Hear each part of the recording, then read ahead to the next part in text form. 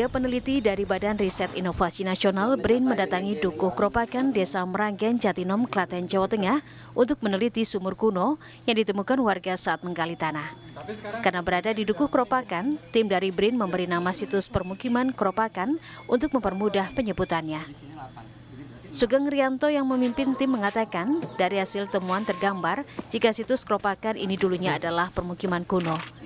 Jika dilihat dari struktur benda yang ditemukan, diduga peninggalan ini berasal dari zaman Mataram kuno, abad 8 hingga 9. Yang jelas ini adalah situs yang salah satu mata rantai perjalanan bahasa Indonesia, khususnya masa Mataram kuno, masa Mataram kuno.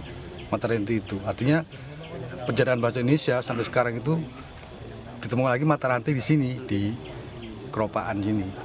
Nah itu nilai pentingnya itu. Nah oleh karena itu nanti kita olah datanya, kita buat simulasi bulan, kita ajukan rekomendasi.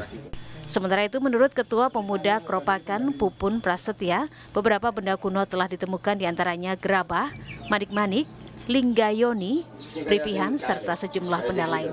Terakhir, sekitar 1 bulan lalu, warga menemukan sebuah sumur. Di area sini ditemukan pertama itu sumur, kedua guci, ketiga itu ada alat-alat masak seperti cepuan itu. Nah, terus ya seperti gerabah-gerabah. Terus ditemukan juga ada mata uang emas yang sebesar biji kedelai ya. Sumur kuno yang ditemukan warga tersebut kini telah digali.